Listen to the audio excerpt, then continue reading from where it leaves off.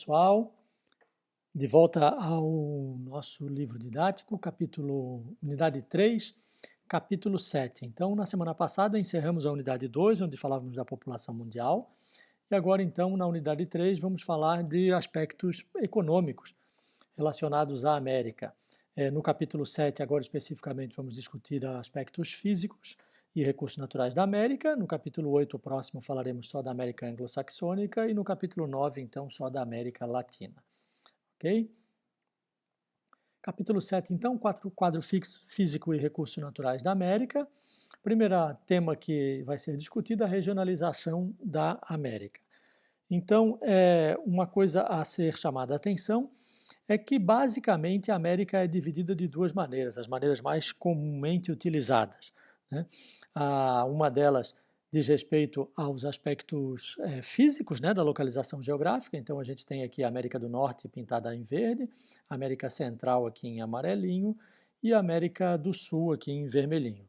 A outra grande caracterização, grande regionalização da América, divide do ponto de vista cultural entre a América anglo-saxônica e a América Latina. Então, a América anglo-saxônica é composta por povos anglo-saxões, né, que predominantemente aqui ingleses e franceses, e a América Latina, então, com predomínio da colonização espanhola e portuguesa, também chamada de povos ibéricos. Ok?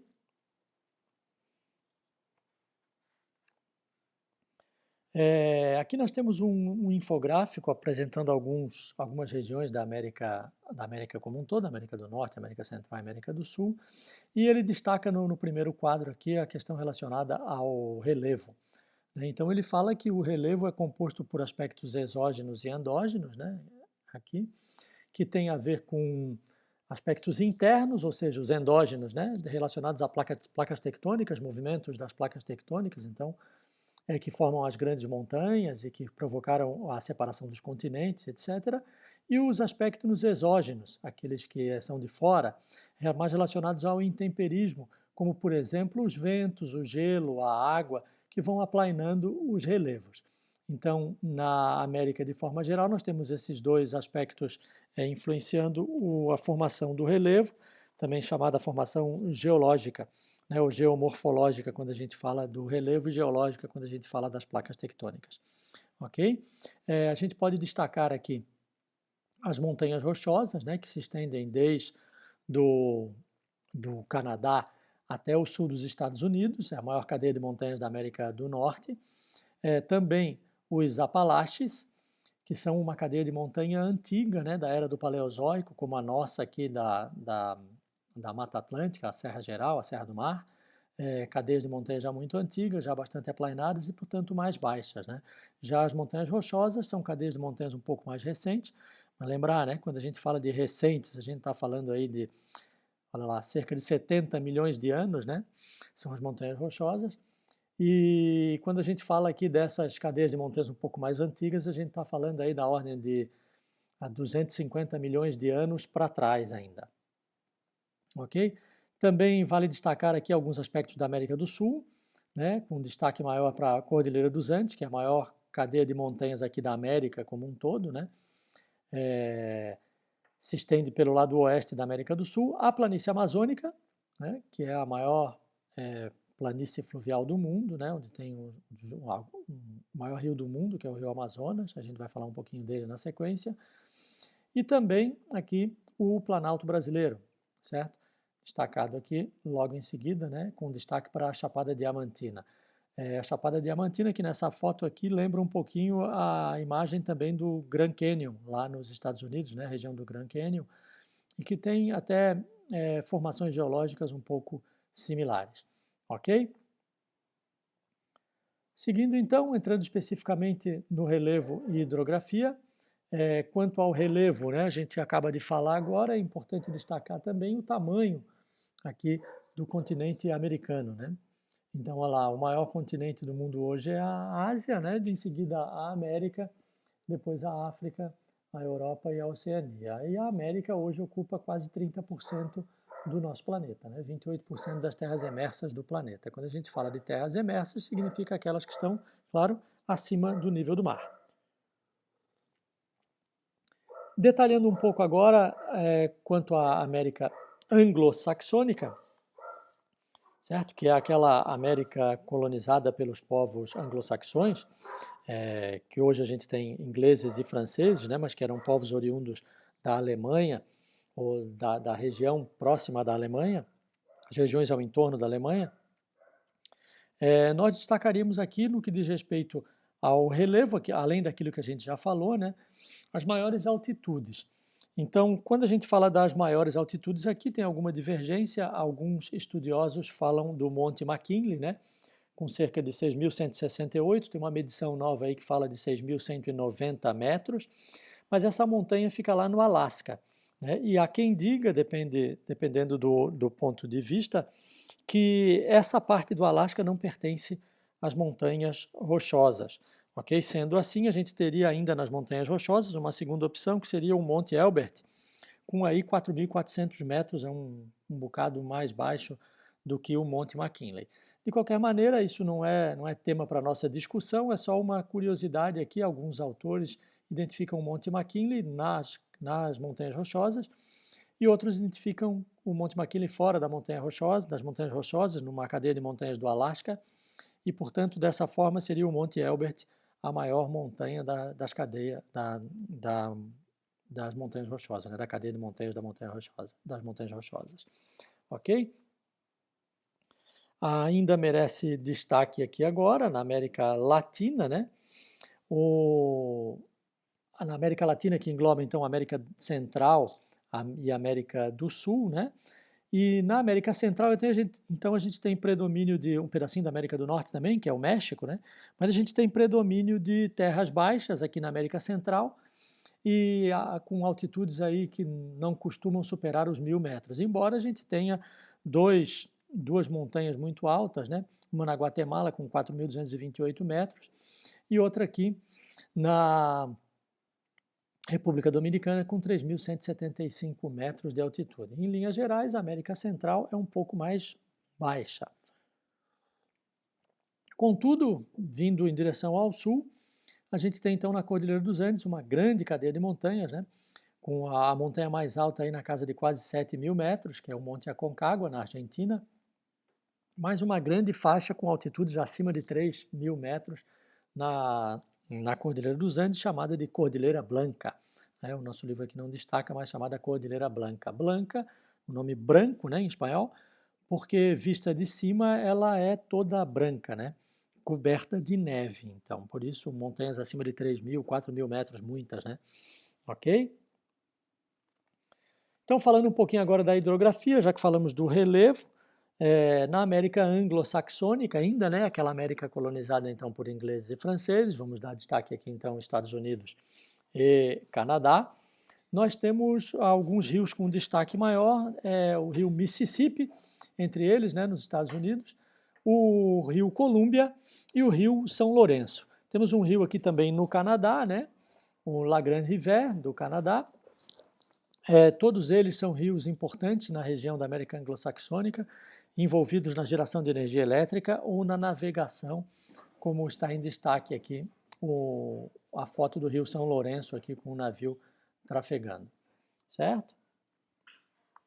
Seguindo então, falando um pouquinho da América Latina, questões da hidrografia da América Latina, então, a América Latina ela tem um relevo muito acidentado, né? Ela tem as montanhas muito altas e também planícies, e uma grande quantidade de água, né? Um continente muito úmido, de forma geral muito úmido. Então isso acaba gerando grandes rios, né? Rios muito caudalosos e uma grande quantidade de aquíferos também, que a gente vai falar ao final desse trecho. Então um potencial hídrico muito grande. Aqui destacam-se então a bacia amazônica, né? Que é bastante conhecida por nós aqui no Brasil. Ela é a maior bacia hidrográfica do mundo, né? Ela se estende aqui entre Peru, Bolívia, Colômbia, Equador, Venezuela, Guiana e Suriname, então não é exclusividade do Brasil, a bacia amazônica, né? Nem o rio Amazonas, né? O rio Amazonas que nasce no Peru, no Brasil é que ele ganha o nome de rio Amazonas, mas ele já nasce lá no alto das montanhas do Peru. Então, também é uma bacia, a bacia hidrográfica com muito potencial hidroelétrico, que ainda não é explorado, né? Deve ser a nova fronteira hidrelétrica a ser explorada pelo Brasil, e também um potencial de navegação muito grande. Então, as regiões ali ao entorno, na bacia amazônica, o rio é o principal meio de locomoção, então é por transporte fluvial. Ok? Aqui a gente tem uma foto aí do rio Amazonas, também com um barco, né, atravessando o rio aí assim. Além da bacia do rio Amazonas, então, a segunda maior bacia aqui da América Latina é a bacia do Rio do Prata, Rio da Prata. Essa que é a segunda maior bacia hidrográfica, então, da América Latina aqui, se estende uma boa parte pelo território brasileiro, né, cerca da metade, ou um pouco mais da metade dela, encontra-se em território brasileiro. Então, ela é uma bacia também, assim como a bacia amazônica, é uma bacia que ocupa vários países, né? O Rio Paraná, o Rio Paraguai e o Rio Uruguai, respectivamente. A gente tem aqui o Rio Paraná exclusivamente no Brasil, né? Depois a gente tem o Rio Paraguai e o Rio Uruguai, que também abrangem tanto o Uruguai quanto o Paraguai, e a gente também tem um pedaço da Bacia do Prata na Argentina, ok? Seguindo ainda, essa é uma foto da Itaipu, para quem já conhece a Itaipu, já esteve lá, vai lembrar dessa imagem. Quem não conhece ainda, é uma viagem interessante a se fazer a Itaipu, que fica na cidade de Foz do Iguaçu, que faz fronteira então com a Argentina e o Paraguai. A Itaipu é uma hidrelétrica que tem uma característica diferente de muitas outras, porque ela é uma binacional, né? Olha lá, binacional, ou seja, ela envolve dois países, que é o Paraguai e o Brasil. Tem uma outra hidrelétrica binacional também aqui, que é a hidrelétrica aqui nesses rios, né, nessa bacia hidrográfica, que é a hidrelétrica de Ceretá, na fronteira entre a Argentina e o Paraguai, certo? A bacia do Rio da Prata também é muito utilizada para navegação, além da hidroeletricidade, da geração de energia elétrica, né, como a gente falou agora, mas também muito utilizada para navegação. Além desse trecho, né, que a gente falou do Rio Paraná, o Rio Paraguai e o Rio Uruguai, que são muito navegáveis, a gente tem também outras importantes vias de navegação, exclusivamente no Brasil aqui, com destaque para a hidrovia Tietê-Paraná, certo? Que vai do rio Tietê, é claro, e até o rio Paraná. Então essa hidrovia também muito importante, bastante longa, né? 2.400 quilômetros de trecho navegável, sendo 1.600 no rio Paraná e 800 no rio Tietê.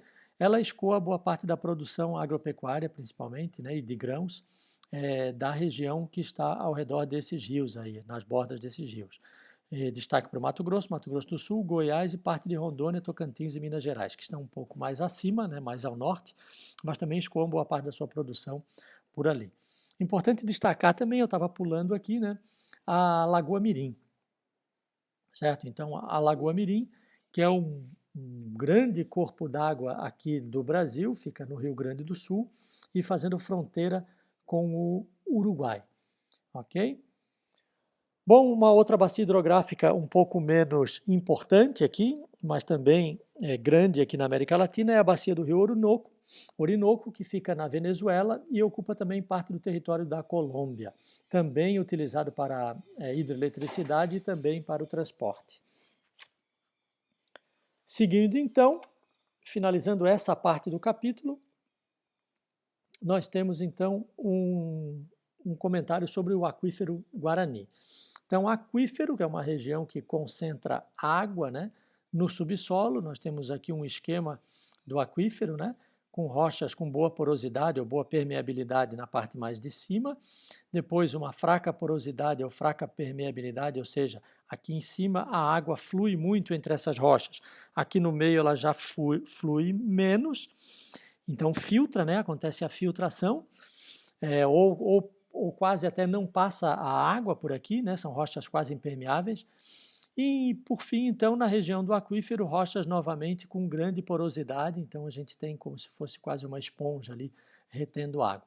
Esse aquífero Guarani, ele é o maior aquífero transfronteiriço do mundo, ou seja, ele envolve vários países, e com destaque, né, para que Brasil, Paraguai, Uruguai e Argentina são os 4 países, então, que fazem parte, né, do aquífero Guarani. O aquífero Guarani está debaixo das terras do Brasil, Paraguai, Uruguai e Argentina. E no Brasil ele se estende pelo subsolo, então, do Mato Grosso do Sul, Goiás, Minas Gerais, São Paulo, Paraná, Rio Grande do Sul e a nossa Santa Catarina. Então, para quem costuma subir a serra aí, lá em cima da serra a gente já tem uma parte do aquífero Guarani, claro, não é visível, ele é subterrâneo, mas lá a gente já tem uma parte do aquífero Guarani.